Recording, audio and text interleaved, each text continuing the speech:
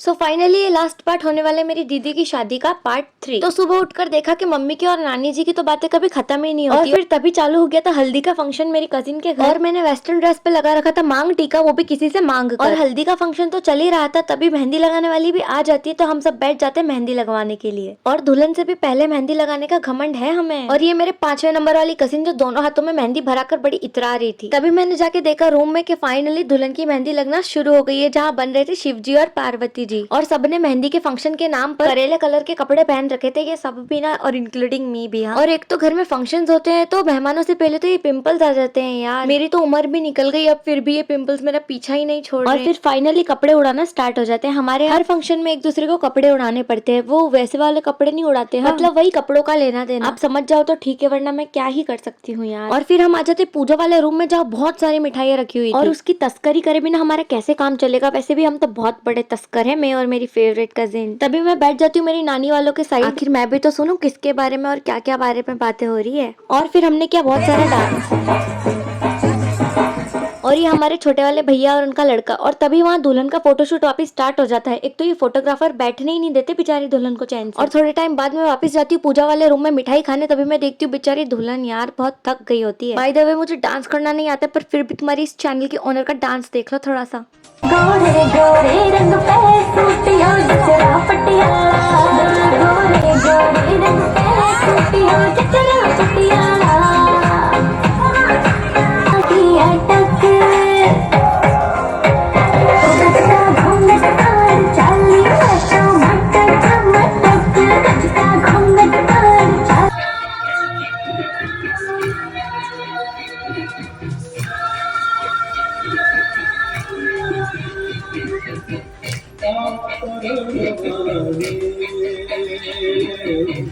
और बस फिर थोड़ा सा डांस वांस करने के बाद हम आ जाते हैं वापस घर। और ये है नेक्स्ट डे, जहाँ मैं मिलती हूँ हमारे छोटे पप्पी की मम्मी से। और फिर मैं पहुंच जाती हूँ टेस्टी टेस्टी नाश्ता करने अपनी बड़ी मम्मी के घर। और फिर मैं देखती हूँ अपने पिंपल का साइज जो इतना इंक्रीज हो गया था यार। और आज तो रिसेप्शन वाला दिन था, और तभी आज लग रही होती बच्ची कुची कल की हल्दी। तभी स्पीकर बजते ही मेरी दादी का डांस चालू हो जाता है।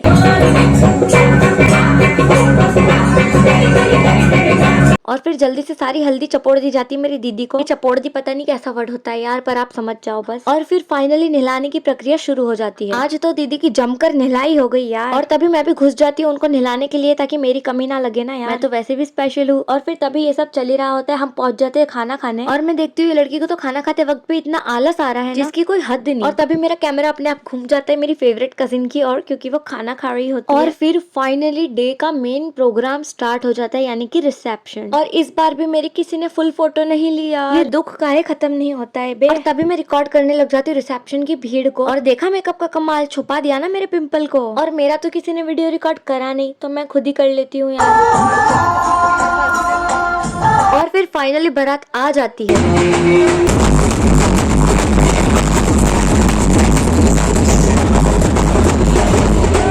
और मेरी हाइट तो पहले ही इतनी छोटी है यार, और फिर भी मुझे आगे नहीं जाने देते कोई ना, इसलिए मैं चली जाती हूँ दुल्हन के पास। और फिर दुल्हन की एंट्री देख लो।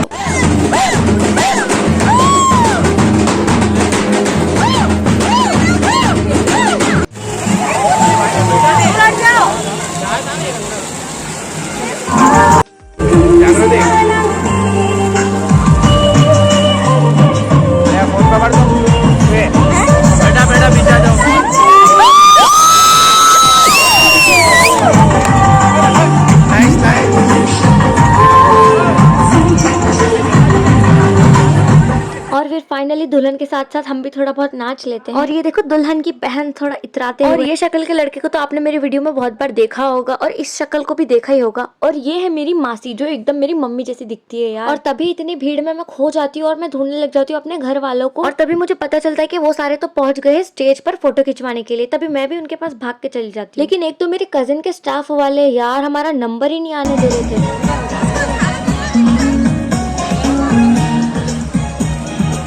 और तभी तभी सभी को हट जाओ वहाँ से कहकर हम चढ़ जाते हैं स्टेज पर। और देखो मैं तो छोटी सी हूँ, मैं तो कैसे भी घुस सकती हूँ, लेकिन मेरी फैमिली वाले नहीं घुस सकते ना यार। और यहाँ चाची भतीजी सीरियस डिस्कशन करते हुए और ये दूसरे नंबर वाली कजिन छुप कर बैठे हुए स्टेज पर पीछे एनवेलप इकट्ठा करने के लिए। बड़ा जिम्मेदारी वाला काम है यार ये वैसे। और फिर फाइनली शादी स्टार्ट हो गई। तभी हमारे नए जीजू के जूते छुपाकर ये लड़का ऐसे दबाकर बैठा हुआ था ना कि मैं क्या बताऊं, मतलब जूते बिल्कुल चुराने ही नहीं देने हैं इसने। और ये मैं जिसे सगाई की तरह वापस इस बार भी दुल्हन के पीछे बिठा दिया गया था यार। और फिर फाइनली फेरे स्टार्ट हो गए थे और ये नए जीजू कश्मकश करते हुए अपने दुपट्टे के साथ। पता नहीं मैं हमेशा कुछ भी रिकॉर्ड क्यों कर लेती हूँ। उद्यापन करूं उसके अंदर आप जो है मुझे सहयोग देना, न कि मना कर, ऐसा मत।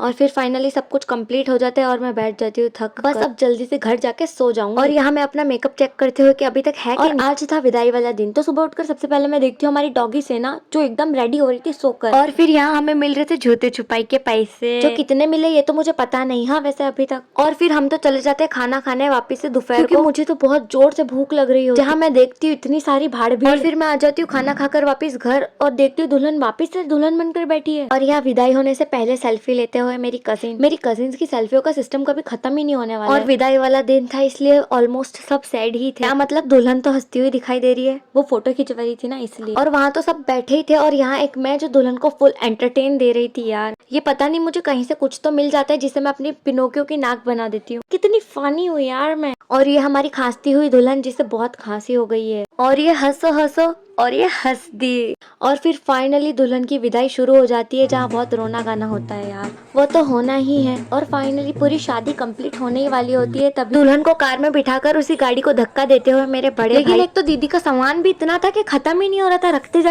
जा रहे थे पर वो खत्म ही नहीं हो रहा था। और फिर फाइनली हमने उनको विदा कर ही दिया। और फिर तभी मुझे और मेरी कजिन को हमारे ताऊजी ने भेज दिया जलाराम पैलेस में, यहाँ जहाँ हमने बारातियों को रुकवाया था ना उधर, वहाँ से सब सामान उठाने के लिए। और यहाँ से व्यू तो देखो कितना मस्त आ रहा है यार। और हम इतने महीने से सोच रहे थे कि अब शादी आएगी और शादी आकर चली भी गई इतनी जल्दी। कोई ना, अब दूसरी दीदी की शादी की वेट करेंगे हम। और फिर सीढ़ियों से उतरते वक्त मैं गिरने ही वाली थी लेकिन मैं बच गई।